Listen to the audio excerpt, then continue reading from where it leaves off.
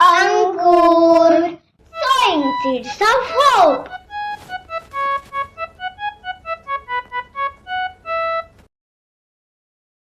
अंकुर मराठी या यूट्यूब चॅनलवरच्या संत कथा पाहताय ना?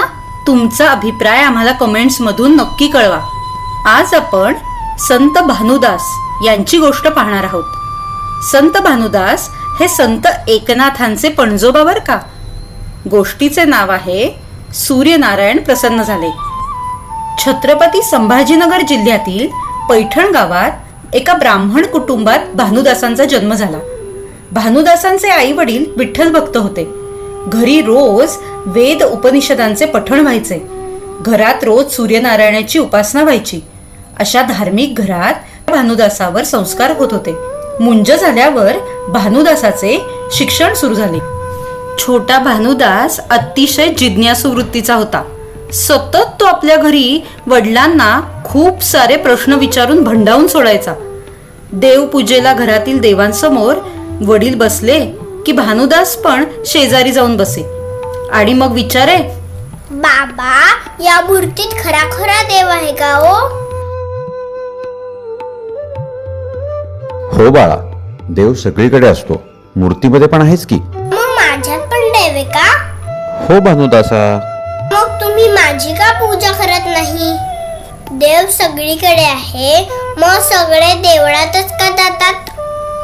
बाळा, देवळात गेलं की मनाला शांत वाटतं आणि श्रद्धा ठेवली की देव सगळीकडे दिसतो बघ. आणि हो, तू आता देवासारखा शांत बस बरं. किती प्रश्न विचारतोस? मी म्हणत असलेला श्लोक पूर्ण करू दे मला. या श्लोकांचा अर्थ मला सांगता का? काल मी शिवमंदिरात गेलो होतो, तेव्हा तिथं रुद्र म्हणत बसलेल्या पुजाऱ्यांना विचारलो, मला रुद्राचा अर्थ सांगा. तर मला रागवले ते आणि म्हणाले, रुद्र पाठ करायचा असतो, अर्थ कशाला हवा तुला? आता मात्र भानुदासाचे वडील वैतागले. भानुदासा, तू इतक्या मोठ्या लोकांना असले प्रश्न का विचारतोस? गुरुजींना विचार.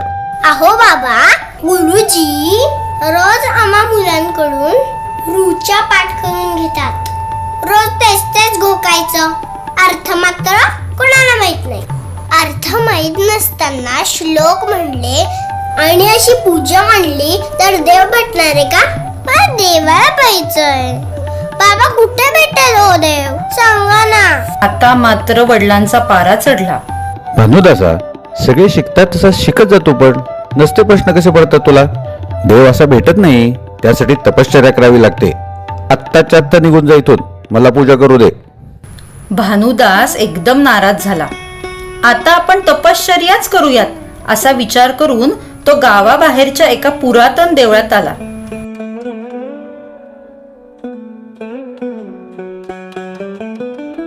त्या देवळात प्राचीन अशी श्री सूर्यनारायणाची मूर्ती होती. गाभारा काळोखा होता. श्री सूर्यनारायणाला नमस्कार करून भानुदास म्हणाला, देवा, आता मी इथेच तपश्चर्या करणार. तुला माझ्या समोर यावंच लागेल.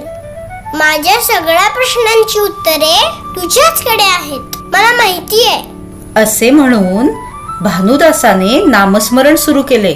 ओम सूर्यदेवाय नमः, ओम सूर्यदेवाय नमः. गाभाऱ्यात भानुदासाचा आवाज घुमू लागला. बघता बघता संध्याकाळ झाली आणि अंधारून आलो. पण भानुदास जागचा उठला नाही.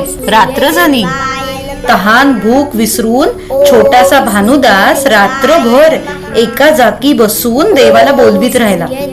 पहाटेची चाहूल लागली.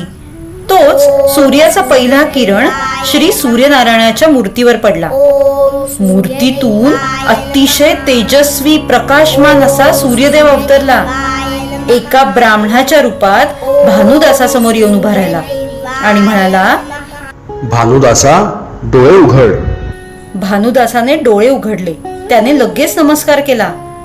तोच ब्राह्मण म्हणाला, बाळा, एक दिवस झाला तुझ्या पोटात अन्न नाही. दूध आणलंय तुझ्यासाठी, ते पिऊन घे. तुझा सगळा शीण निघून जाईल. तुम्ही माझ्यासाठी दूध आणलंय का? तुम्ही कोण आहात? इतके तेजस्वी कसे दिसताय? मला वाटले की देवच समोर आला. मला देवाला पाहायचंय. हो बाळा, दूध पिऊन घे बरं आधी. मग भानुदासाने क्षणाचाही विलंब न करता घटाघटा दूध प्याले. त्याला वेगळेच चैतन्य मिळाले. ब्राह्मण अंतर्धान पावला. भानुदासाने परत ओम सूर्यदेवाय नमः असा जप सुरू केला. परत संध्याकाळ झाली, रात्र झाली, पण भानुदास जागचा हल्ला नाही. अहोरात्र नामस्मरण चालूच होतं.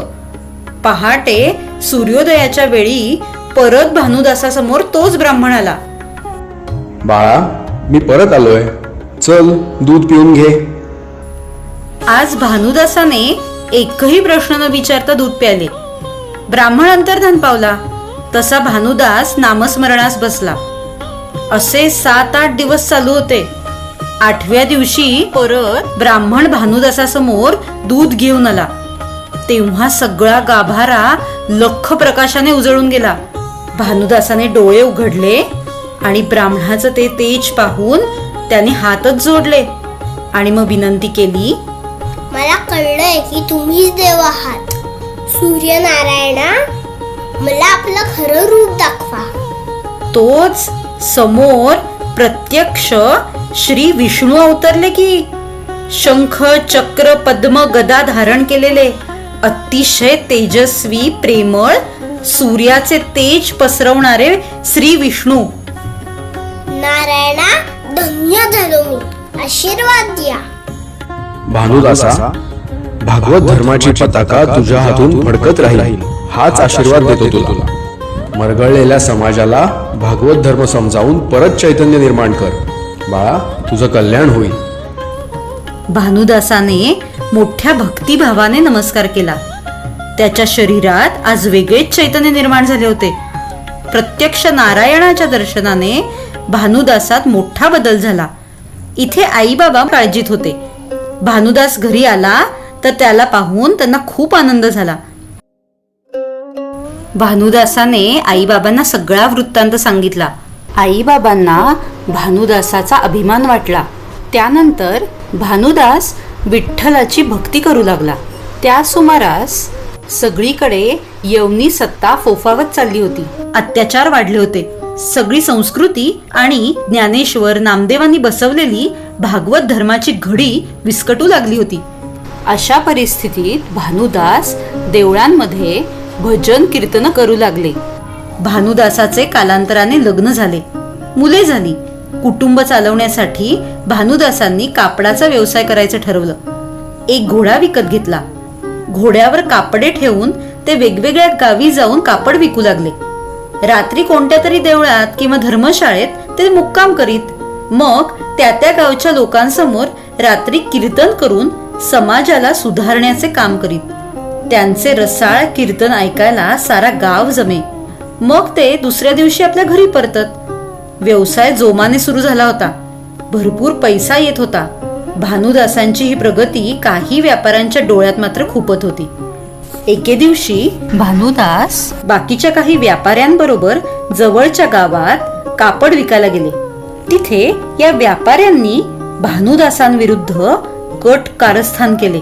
यातून भानुदासांना साक्षात पांडुरंगाने कसे वाचवले हे आपण पुढच्या गोष्टीत पाहूयात. तुम्हाला अंकुर मराठी या यूट्यूब चॅनलवरच्या गोष्टी आवडत असतील तर नक्की लाईक करा, शेअर करा आणि सबस्क्राईब करा. संतांच्या गोष्टी जास्तीत जास्त लोकांपर्यंत पोहोचूयात.